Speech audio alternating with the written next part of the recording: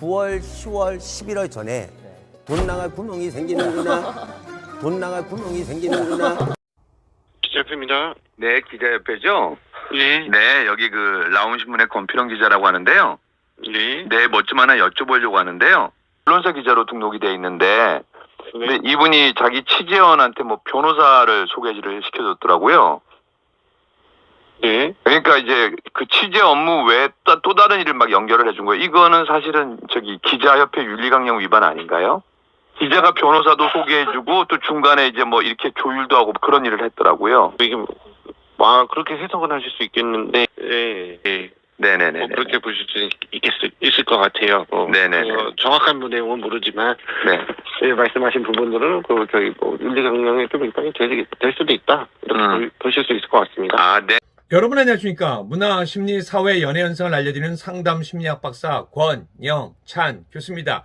이번 시간에는 우리 인지용 유튜브를 공격하는 우리 유튜버 이진호 씨, 사이버 레카로 보통 명칭합니다. 그리고 인지용 씨에게 제가 댓글을 남겼는데 메일이 와서 잠깐 통화를 했습니다. 참 괜찮은 젊은이인 것 같습니다. 자, 근데 여기서 문제가 되는 거는요. 이진호 유튜버가 강경윤 기자가 우리 오메가X의 변호사를 소개해줬다고 합니다. 바로 오 변호사인데요. 그래서 저는 이제 말씀을 드리고 싶어요. 어쨌든 이번 사안이 이렇게까지 왔는데 사실 제가 냉정하게 말씀드리면은 법적으로 여러 가지 저촉될 수 있는 사안들이 있어요. 강경희 대표에 대해서.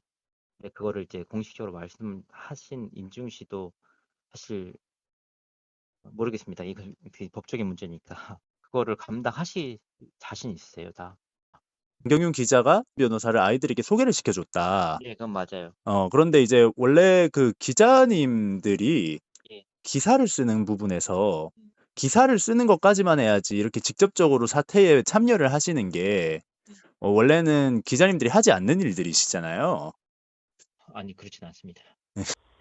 기자가 변호사도 소개해주고 또 중간에 이제 뭐 이렇게 조율도 하고 그런 일을 했더라고요. 이게 그렇게 해석은 하실 수 있겠는데, 이게 윤리적으로 얘기할 때 뭐 사실은 뭐 김영란법도 있고 다양한데, 근데 사실은 기자는 취재만을 목적으로 해야지 취재 위에 또 다른 부가 수익을 그걸로 창출하면 안 되잖아요. 물론 이제 그거는 뭐 대피를 받았는지 안 받는지는 모르겠는데 사실은 기자가 돼갖고 그런 걸 하면 안 되잖아요, 그죠? 네. 네네네네. 다른 뭐 변호사를 소개해준다나 그런 건 안 되지만서도 협회에서는 뭐 그걸 제재할 방법은 없다라는 거죠. 예, 그렇습니다. 대신 제가 보니까 그 기자 윤리강령을 쭉 살펴보니까 사실은 취재 목적이나 그런 거에서 윤리강령은 위반은 했더라고요, 보니까. 네네. 네네네. 그렇게 보실 수 있을 것 같아요. 이건 과연 기자 윤리 강령의 위반이 되지 않을까요? 그리고 중요한 게 우리 오메가X가 가처분을 받을 때 속기록을 제공했습니다. 속기록을 보면은요, 저도 박벌금이라는 사람을 고소할 때 속기록을 써봤는데요. 보통 영상물 10분, 20분짜리라면요, 몇십만 원이 금방 깨집니다. 9월, 10월, 11월 전에 돈 나갈 구멍이 생기는구나. 돈 나갈 구멍이 생기는구나. 이건 강경윤 기자가 오메가X를 취재할 때 속기입니다. 이 속기는 다른 사람들은 가질 수 없습니다. 녹음과 속기는 기자가 취재할 때 기자가 하는 일이니까요. 그런데 이 속기가 말이죠, 오메가X 가처분 판결 증거물로 쓰였습니다. 그러면 이 증거가 가처분 판결에 나올 수 있는 경우는 딱 두 가지 경우밖에 없어요. 강경윤 기자가 변호사에게 이 속기를 제공을 했거나 이 인터뷰 중에 IPQ가 옆에서 강경윤 기자의 인터뷰 속기를 땄거나 말이죠. 첫 번째 경우라면 강경윤 기자는 기자 윤리를 어긴 겁니다. 기자 윤리 중에 올바른 정보 사용권에서 우리는 취재 활동 중에 취득한 정보를 보도의 목적으로만 사용한다. 이걸 어겼어요. 두 번째 경우라면 말이죠. 아직 기사가 나가기도 전에 취재 단계에서 IPQ가 옆에서 속기를 땄다는 게 되겠죠. 그러면 그 기사는 이미 쓰여지는 과정에서 시작부터 뒷배가 있는 의도가 있는 기사였다라는 이야기가 됩니다. 두 가지 어떤 경우라도 모두 기자 윤리에 위반되는 사항입니다. 기자협회 뭐 합니까? SBS 뭐 하고 계세요? 보고만 계실 겁니까? 아마 이거는 강경윤 기자가 돈을 안 냈을 겁니다. 그럼 뭐예요? 누군가가 돈을 내줬기 때문에 이것도 김영란법에 위반이 되고 또 증거로 채택이 된다라면은 이것 또한도 기자 윤리강령에 위반이 될 수 있습니다. 여기서 더욱더 가관인 건 뭐냐면요. 이진호 유튜버가 기자는 기사 쓰는 거 외에도 이런 일에 관장을 하고 어느 정도 개입을 한다라는 말도 안 되는 얘기를 하고 있습니다. 이건 뭡니까? 일종의 브로커입니다. 일종의 거강꾼입니다. 아니 기자들이 기자만 써서 월급을 받아야지 그 이외에 다른 일하면요 이 또한도 윤리강령 위반이 됩니다. 그런데 여기서 중요한 거는 우리 강경윤 기자는 버닝썬 특별상을 받을 때도 기자협회에 등록이 되어 있지 않아서 기자협회에 등록되어 있지 않는 사람이 특별상을 받았다고 내용이 적혀져 있습니다. 그리고 또 한 가지 뭡니까? 우리 SBS 연예뉴스가 지난 2023년 7월 31일 언론사 등록을 했습니다. 저희 시청자가 청와대 신문고에 제보를 해서 SBS 연예뉴스는 언론사가 아니라는 판정을 받았습니다. 그래서 부랴부랴 지난 7월 31일 언론사 등록 신청을 했기 때문에 정확히 말한다면은 우리 강경윤 기자는 기자가 아닙니다. 하지만 우리 기자협회 제가 직접 전화를 해봤더니 이런 건 윤리강령에 위배가 된다고 분명히 지적을 해줬습니다. 물론 조금 난처했습니다. 이런 경우가 흔치 않기 때문일 것 같습니다. 자, 그러면은 여기에 대한 내용 정리해드리겠습니다. 기자협회입니다. 네, 기자협회죠?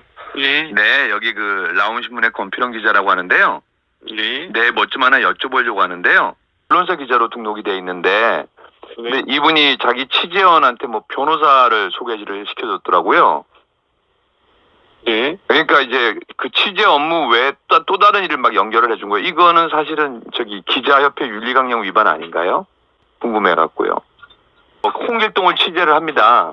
예. 근데 홍길동이 보니까 뭐 변호사도 필요하고 누구도 필요하니까 그걸 사실은 기자가 하면 안 되는데 기자가 변호사도 소개해주고 또 중간에 이제 뭐 이렇게 조율도 하고 그런 일을 했더라고요. 이게 그렇게 해석은 하실 수 있겠는데 이게 윤리적으로 얘기할 때 뭐 사실은 뭐 김영란법도 있고 다양한데 근데 사실은 기자는 취재만을 목적으로 해야지 취재 위에 또 다른 부가 수익을 그걸로 창출하면 안 되잖아요. 물론 이제 그거는 뭐 대피를 받았는지 안 받는지는 모르겠는데 사실은 그렇죠. 기자가 돼갖고 그런 걸 하면 안 되잖아요, 그죠? 예. 네네네네. 그럼 윤리강령 쪽으로는 사실은 취재 이외에는 다른 뭐 변호사를 소개해준다나 그런 건 안 되지만서도 협회에서는 뭐 그걸 제재할 방법은 없다라는 거죠. 예, 그렇습니다. 대신 제가 보니까 그 기자 윤리강령을 쭉 살펴보니까 사실은 예. 취재 목적이나 그런 거에서 윤리강령을 위반은 했더라고요, 보니까. 네네. 네네네. 그렇게 보실 수 있을 것 같아요. 네네네. 정확한 내용은 모르지만, 네.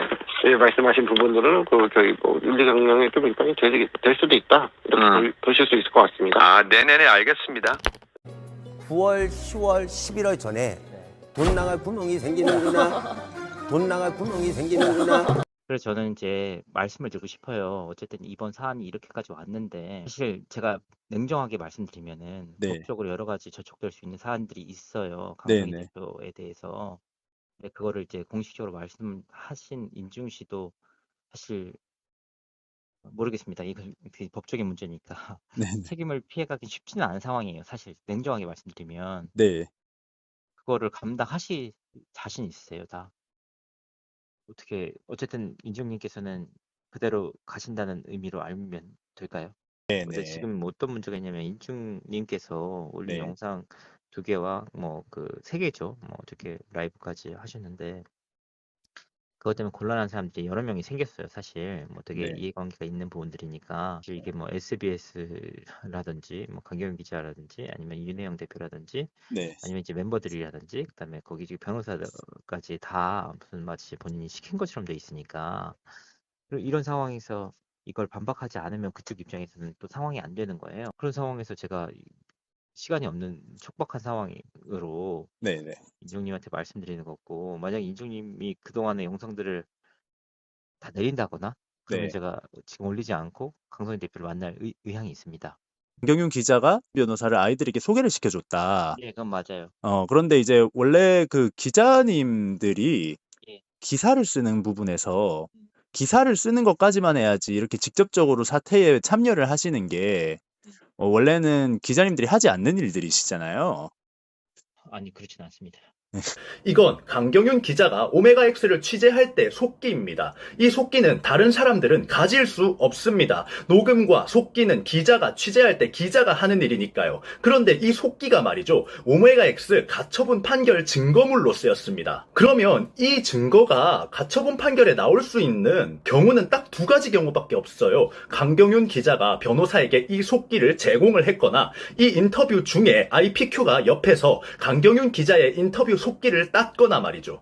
첫 번째 경우라면 강경윤 기자는 기자 윤리를 어긴 겁니다. 기자 윤리 중에 올바른 정보 사용권에서 우리는 취재 활동 중에 취득한 정보를 보도의 목적으로만 사용한다. 이걸 어겼어요. 두 번째 경우라면 말이죠. 아직 기사가 나가기도 전에 취재 단계에서 IPQ가 옆에서 속기를 땄다는 게 되겠죠. 그러면 그 기사는 이미 쓰여지는 과정에서 시작부터 뒷배가 있는 의도가 있는 기사였다라는 이야기가 됩니다. 두 가지 어떤 경우라도 모두 기자 윤리에 위반되는 사항입니다. 기자협회 뭐 합니까? SBS 뭐 하고 계세요? 보고만 계실 겁니까?